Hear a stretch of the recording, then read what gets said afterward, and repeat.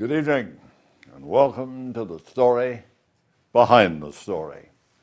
This evening, the story of the United States Merchant Marine. As you may know, the Merchant Marine was founded in 1775, contributed to the War of 1812, and followed all the way down to our current war between Afghanistan and Afghanistan. But this story goes back to World War II. A situation, as we all know, was devastating. For Adolf Hitler and the Nazi regime had occupied Europe. One island, left alone and standing alone, was England. And we, in turn, as you know, supplied England with provisions. But this story is our story, a situation that existed that was a real hushed-up job, because people did not want people on the West Coast to know what was happening. But specifically, the United States government did not want anyone to know what was happening on the East Coast. And now the story.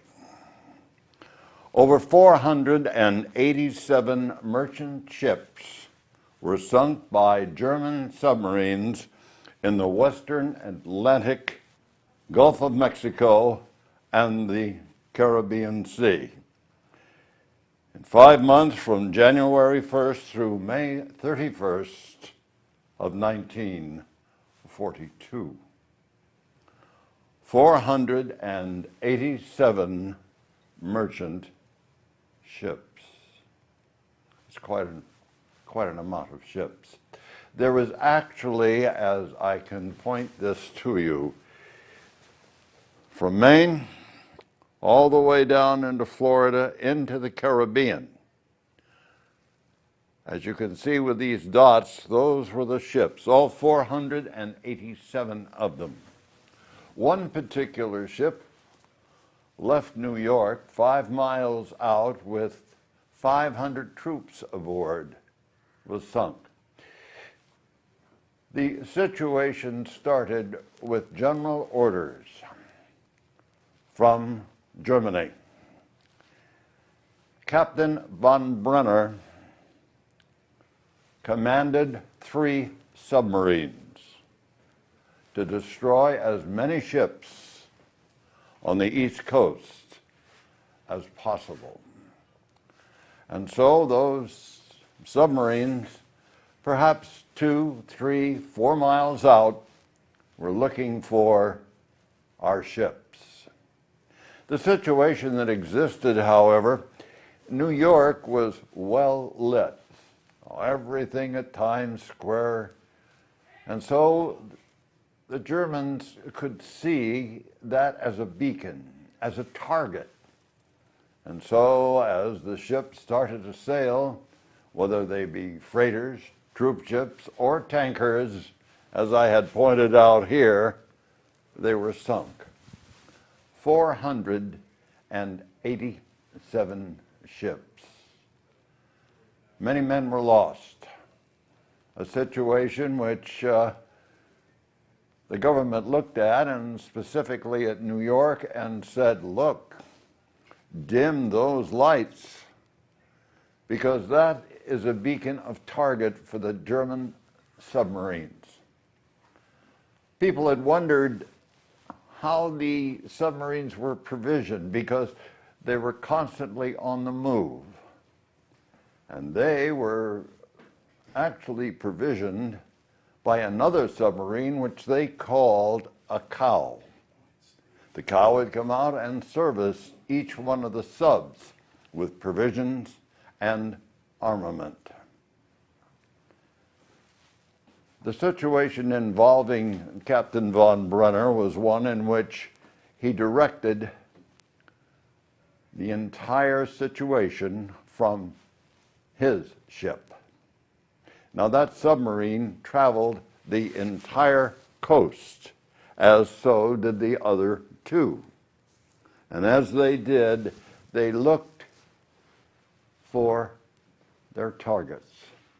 It had been said that, especially up into the main area, a couple of people looked out, and a couple of miles out during the day, they saw a submarine. Captain von Brenner gave his statement at the Nuremberg trials, stating the situation that existed on the East Coast. They had to scramble, but they had sunk a tremendous amount of ships. As I had said to you earlier, one in particular was that troop ship, not far out. 500 troops aboard, plus the crew, perished. Captain von Brenner also stated that it was easy targets. For our armament was very, very little. And so consequently, under those circumstances, each one of those ships was a target. 487 ships from in this area all the way up into Maine. 3 submarines cruised for the purpose of destruction. And as I had said earlier, the government said, we will definitely not let any of the people know what is going on, because if we do, unfortunately, it may spread panic. New York finally dimmed their lights, and so consequently that made it perhaps a little more difficult for the submarines to pick their targets. But they were primarily looking for 3 basic type ships, one being definitely a tanker. Secondly, troop ships. And above all, freighters, for they carried provisions. And this began January the 1st through May 31st of 1942. The Captain von Brenner had made a statement at Nuremberg that he had known that the situation was that as far as we were concerned, America, we were weak because we had not mobilized fully. But as time went on, the Nazi regime was surprised because of the fact of our mobilization. And so the situation existed then became very quiet in a couple of years. There was one Japanese submarine on the west coast, and they fired a torpedo to Long Beach, and it landed up on the sand. But no more of that like they had done on the East Coast, as I have shown you here. Very, very few people know the situation that happened on the East Coast because of the fact that the government wanted it extremely quiet. And so a lot of people had no idea what was going on. But there was a situation that finally arose that they wanted to know, well, how come we're losing so many ships so close to the coast? And finally, the news came. Once again, over 487 merchant ships were sunk by German submarines in the Western Atlantic, the Gulf of Mexico, and the Caribbean Sea in 5 months, from January 1st through May 31st of 1942. Actually, only 5 months to destroy 487 ships. Then came 1941. We were starting to prepare, but we needed a situation because thus we were fighting on 2 fronts, one in the Atlantic and one in the Pacific. The situation was gross. Where and how? And thus came the first Liberty ship. Now that was launched in September 27th, 1941, just prior Pearl Harbor. Launched October the 30th, 1945, was the last Liberty ship launched. A total of 2,708 Liberty ships, both for the Atlantic and both for the Pacific. There were ships of the merchant fleet, Liberty ships, Victory ships, tankers, a situation which we needed very, very badly. There's fact sheets about the American merchant marine in World War II. U.S. merchant men serving was 215,000. Lost at sea was well over 6,834. Wounded, 604.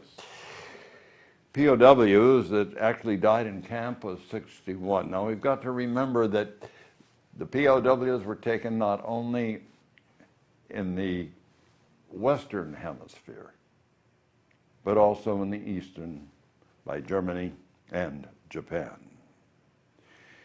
The U.S. merchant marine casualties were high.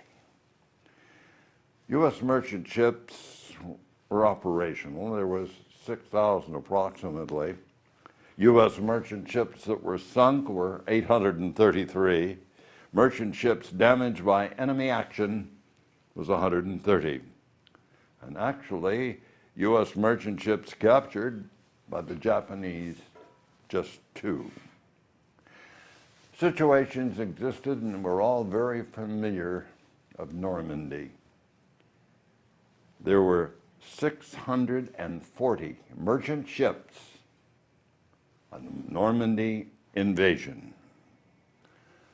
The U.S. merchant marine actually scuttled 32 of those ships to form an artificial harbor at Normandy. U.S. merchant ships lost, other than 2 U-boats, was just 195. Now, if we were to take all this together with facts and the men that were lost, the men that were wounded, the men that finally returned home, the United States Merchant Marine played a very predominant part in World War II.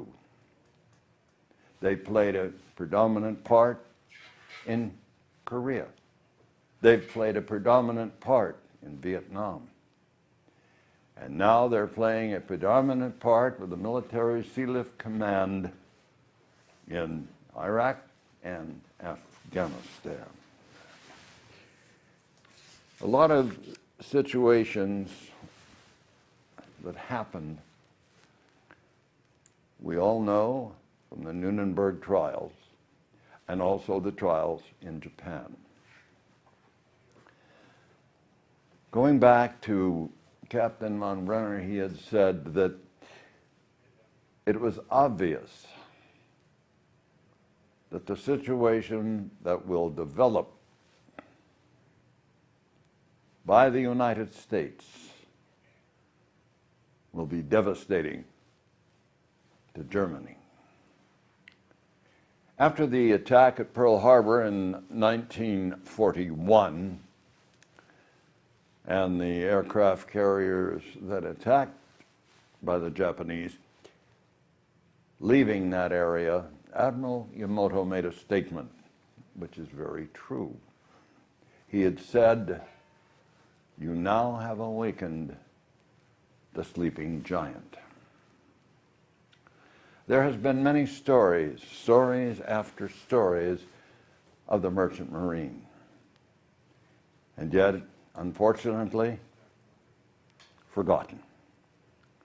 World War II, to a lot of people, is so many, many years ago. Pages in a book. But men of the Merchant Marine had written stories.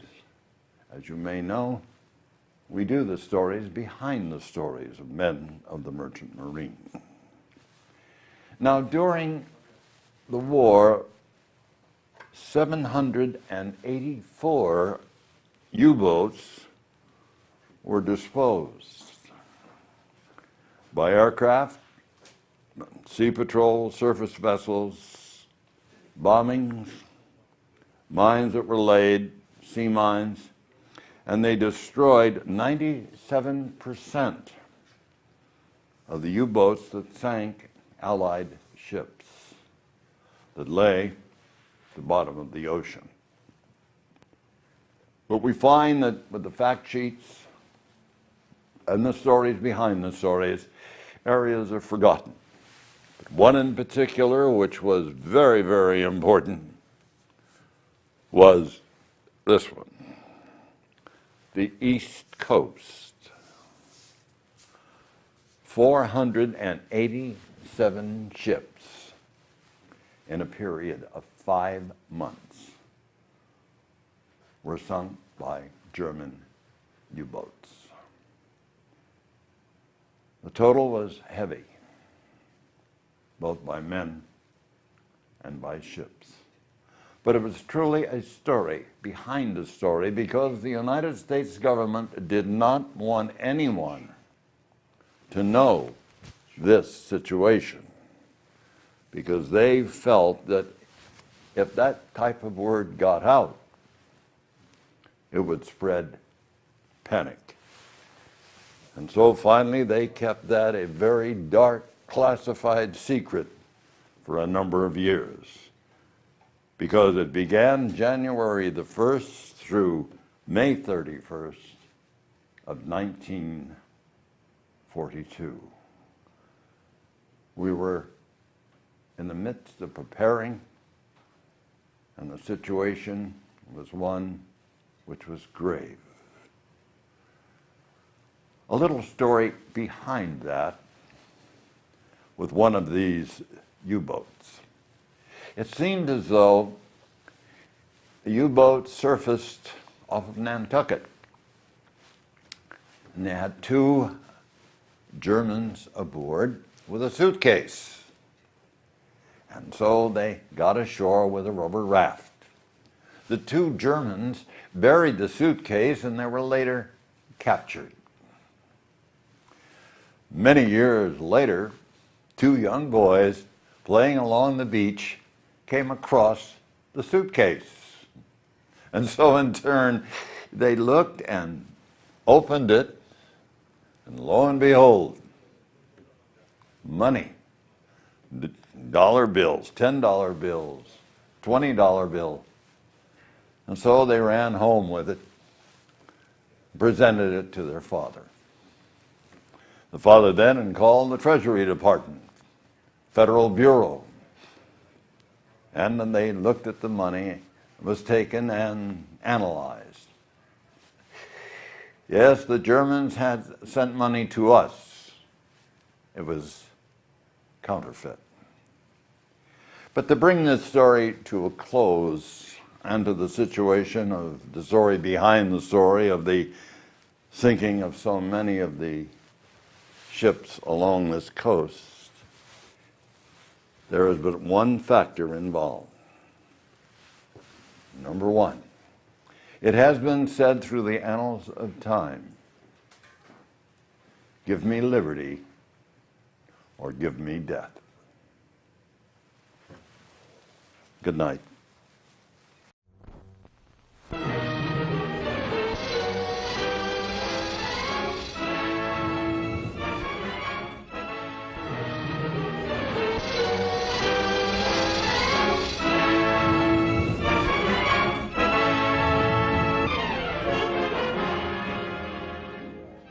Production support provided by Medfield.tv.